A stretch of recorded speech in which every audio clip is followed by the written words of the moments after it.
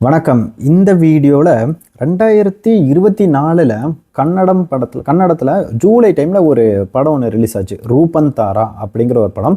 அந்த டைமில் நான் தேட்டரில் போய் அந்த படம் பார்க்க முடியல. நம்ம ஊரில் எங்கேயுமே ரிலீஸ் ஆகலை. ரீசெண்டாக தான் வந்து இது அமேசான் ப்ரைம்லேயே கிடச்சிது. சரி உட்காந்து பார்த்தேன். அப்போவே அந்த படங்கள் வந்து நல்ல ஒரு ரிவ்யூஸ் வாங்கியிருந்தது. சரி அதை வந்து எந்த மாதிரி கதைன்னா ஒரு டிஸ்டாப்பியன் ஃபியூச்சர் அப்படின்னா அழிந்து போன எதிர்காலத்தை பற்றி ஒரு மாதிரியான படம். இந்த படத்தோட கதை என்னென்னா, அவங்க காட்டுறதே வந்து இந்த ஸ்பெசிஃபிக்காக எந்த ஒரு வருஷமும் காட்டலை. ஆனால் அவங்க காட்டுறது வந்து இந்த அழிந்து போன ஒரு எதிர்காலம் மாதிரி. அந்த ஊரே வந்து ரொம்ப ஒரு புகை மூட்டமாக, ரொம்ப ஒரு அழிந்து போன ஒரு நகரம் எப்படி இருக்கும், ஒரு உலகமே அழுகிற டைமில் அந்த ஊரெல்லாம் எப்படி இருக்கும், பொல்யூஷனால் தண்ணி கிடைக்காம எல்லாரும் அடிச்சுக்கிட்டு சாரப்போ எப்படி இருக்கும், அந்த மாதிரி ஒரு ஊரை தான் காமிக்கிறாங்க. அந்த இடம் வந்து அப்படியே அந்த பார்க்குற ஒரு 2-3 ஃப்ரேம்லேயே நமக்கு தெரிய வந்துடுது. அங்கே ஒரு பெரியவர் வந்து ஊராக போய் கதையெல்லாம் சொல்லிக்கிட்டு இருக்காரு. எல்லா ஊருக்கும் அவருக்கு பெருசாக எந்த ஒரு இன்டென்ஷன் இல்லை. ஊராக போய் இந்த கதைகள் மட்டும்தான் சொல்லிக்கிட்டு இருக்காரு. ஒரு இடத்துல ஒரு 4-5 பேர் ரவுடிங்க வந்து ஒரு இடத்த போய் அட்டாக் பண்ணுறதுக்கு முன்னாடி இந்த வயசானவர் பார்க்குறாரு. இந்த வயசானவர் அதை நீங்கள் ஒன்றும் அட்டாக் பண்ணணும் அப்படின்னு முடிஞ்ச வரைக்கும் சொல்லி பார்க்குறாங்க. ஆனால் அவங்க கேட்கவே இல்லை. ஆனால் இவரையும் வந்து அட்டாக் பண்ணுறாங்க, இவரையும் வந்து கொல்ல ட்ரை பண்ணுறாங்க. அந்த டைமில் அவர் வந்து நான் 4 கதை சொல்கிறேன் அப்படிங்கிறாரு. அவர் கதை சொல்கிறேங்கிறாரு. சரி நீ வந்து கதை சொல்லு, நீ சொல்கிற கதை வந்து உன்னை காப்பாற்றணும், அந்த மாதிரி இருக்கணும் அப்படிங்கிற மாதிரி அவங்க சொல்லிடுறாங்க. அதே மாதிரி இவர் வந்து இந்த நம்ம ஊரில் நிறைய ஆந்தாலஜி ஸ்டோரிஸ் மாதிரி ஒரு கதை நான் சொல்லலை. இவர் 4 கதையும் வந்து ஒரு மிக்ஸ்டாக தான் வந்து சொல்கிறாரு. வந்து நம்ம ஊரில் அந்த இன்டர்லிங்க் படங்களாக இருக்குல்ல, ஹைப்பர் லிங்க் படங்கள்லாம், அந்த நம்ம ஒரு மாநகரம் மாதிரி பேரலாக 4 ஸ்டோரி நடக்கலாம். அந்த மாதிரி ஒரு ஸ்டோரி தான் இதில் காட்டுறாங்க. அதில் 4 ஸ்டோரியில் நான் ஒரு ஸ்டோரியை சொல்லிடுறேன். முதல் ஸ்டோரி என்னென்னா, ஒரு வயசான தம்பதிங்க, ஒரு வயசான பெரியவர், அவரோட விளைச்சல் எதுவுமே இல்லை, ரொம்ப ஏழ்மையில் இருக்காங்க, ரொம்ப கஷ்டத்தில் இருக்காங்க. அப்புறம் அவங்க வீட்டில் அவரோட ஒய்ஃபுக்கு வந்து சிட்டியை சுற்றி பார்க்கணும் அப்படிங்கிற ஒரு ஆசை. அதனால் அவங்க சிட்டிக்கு கிளம்பி போகிறாங்க. அங்கே ஒரு கதை. இன்னொரு கதை வந்து ஒரு ரோட்டில் வந்து ஒரு அம்மா பிச்சை எடுத்துக்கிட்டு இருக்காங்க. அவர் கையில் ஒரு குழந்தை. ஆனால் அந்த குழந்தை வந்து ரொம்ப கொஞ்சம் ஃபேர் ஸ்கின்னாக கொஞ்சம் ஒயிட்டாக இருக்குன்றதை பார்த்துட்டு எல்லாரும் சந்தேகப்பட்டு இது திருடிட்டு வந்த குழந்தை அப்படின்னு அந்த லேடியும் அந்த குழந்தையும் வந்து போலீஸை கொண்டு போய் பிடிச்சி கொடுத்துட்றாங்க. குழந்தைய தனியாக பிரித்து வச்சுறாங்க, அந்த லேடியும் தனியாக உட்கார வச்சிடறாங்க. அங்கே அந்த மாதிரி ஒரு ஸ்டோரி. மூணாவது ஸ்டோரி என்னென்னா, நம்ம ராஜ் பிசெட்டி உங்களுக்கு நிறைய பேருக்கு தெரியும்னு நினைக்கிறேன். அவர் வந்து உள்ளூர் ஒரு ரவுடி. அவர் வந்து அதான் ஒரு லோக்கலாக ஒரு ரவுடி எல்லாம் போய் அடித்து ஒரு ரவுடித்தனம் பண்ணிட்டு இருக்கிற ஒரு ரவுடி. அவர் வந்து ஒரு நாள் இந்த ரோட்டில் யூனியன் பாஸ் பண்ணிட்டு இருக்கும்போது ஒருத்தர் ஃபோன் பேசிட்டு வந்து இடிச்சிடுறாரு. அவர் வந்து 2 பேருக்கு வாக்குவாதமாகி ஒருத்தன் துரத்திட்டு போய் அவங்க அந்த பையனோட அந்த ஐடி ஊழியர் அந்த ஐடி பாய் இருக்காங்க, அவங்க வீட்டுக்குள்ளே 2 பேர் அடித்து சண்டை போட்டுக்கிட்டு இருக்காங்க. இந்த ஒரு சைடு. கடைசியாக இன்னொரு ஸ்டோரி என்னென்னா, ஒரு 25-30 வயசு ஒரு பையன். அவன் வந்து இந்த ஒரு மென்டல் ட்ராமா இந்த விஷயங்கள்னால அஃபெக்ட் ஆகி ஆன்லைனில் வந்து ஒருத்தங்கிட்ட போய் சிக்கி அவன் கொடுக்குற டாஸ்க் ஒவ்வொன்றையும் பண்ணிக்கிறது, தன்னைத்தானே அழிச்சிக்கிறது, இந்த மாதிரி டாஸ்க்லாம் பண்ணிக்கிட்டு இருக்கான்.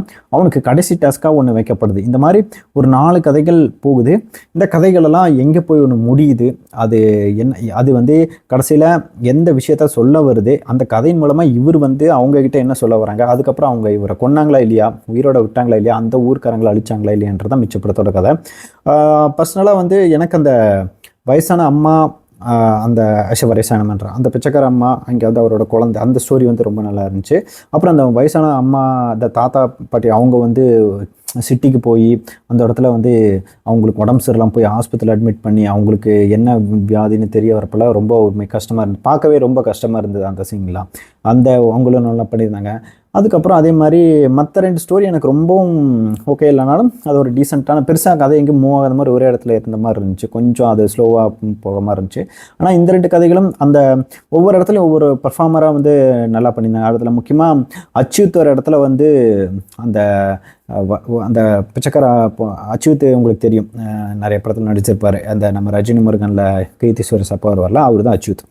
அவர் வந்து அந்த பெண்ணை பற்றியும் அந்த குழந்தைய பற்றி ஒரு சீனில் எக்ஸ்பிளைன் பண்ணுவார். இந்த மாதிரி ஏன் அந்த பொண்ணு இந்த மாதிரி இருக்கா, இந்த குழந்தை அவளோட தான் இருக்கும், அதுக்கு வந்து ரீசன் இந்த மாதிரி இருக்கும், அது வந்து அது கல்யாணம் பண்ணிக்கணும்னு அவசியம் இல்லை, பஸ் ஸ்டாண்ட்லேருந்து இழுத்துட்டு போனாலே அதுக்கு போதும் கர்ப்பமாகிறதுக்கு அப்படின்னு அந்த ஒரு சீனில் ஒரு டைலாக்ஸ் பேசுவார். எனக்கு அந்த படத்துலேயே ரொம்ப ஒரு பிடிச்ச சீனாக இருந்துச்சு. அதுக்கப்புறம் அங்கே இருக்கிற ஒரு கான்ஸ்டபிள் எப்படி அந்த பிச்சைக்கார பொண்ணுக்கு ஹெல்ப் பண்ணுறாங்கன்ற விஷயமும் எனக்கு ரொம்ப பிடிச்சிருந்தது.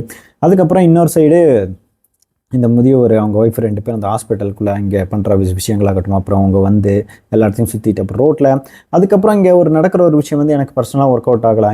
வந்து எனக்கு சிட்டிலேயே இந்த மாதிரி இந்த இடத்துலேயே வச்சு எனக்கு கொண்டு அப்படிங்கிற சீனில் எனக்கு பெருசாக எனக்கு ரொம்ப கஷ்டமாக இருந்துச்சு பார்க்குறதுக்கு. ஆனால் அது ஒர்க் அவுட்டும் ஆகலை எனக்கு.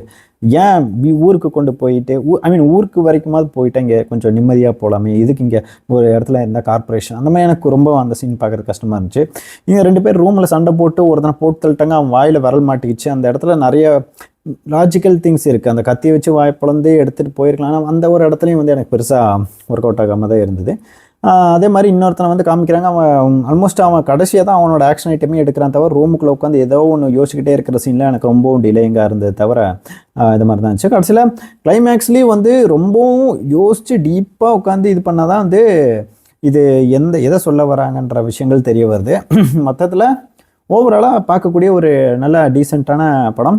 ஒரு அறிவியல் வந்து ஒரு ஃபிலாசபிக்கல் திங்ஸையும் சொல்கிற மாதிரி நிறைய அட்வைசஸ் கொடுக்குற மாதிரி ஒரு டீசெண்டான வாட்சபிளான ஒரு எக்ஸ்பெரிமெண்டல் ட்ராமா அப்படின்னே சொல்லலாம். இன்கேஸ் நீங்கள் வந்து இந்த படம் ஆல்ரெடி பார்த்துட்டீங்கன்னா உங்களுக்கு இந்த படம் எப்படி இருந்துச்சுன்றது தயவுசெய்து சொல்லுங்கள். எனக்கு ஓகே டீசென்ட் வாட்சபிள் அப்படின்ற மாதிரி தான் இருந்துச்சு. முக்கியமாக இந்த 2 கதைகள் நான் சொன்ன கதைகள் எனக்கு ரொம்ப பிடிச்சிருந்தது. திரும்பவும் நம்ம வேறு ஏதாவது படத்தோட ரிவ்யூ மீட் பண்ணலாம்.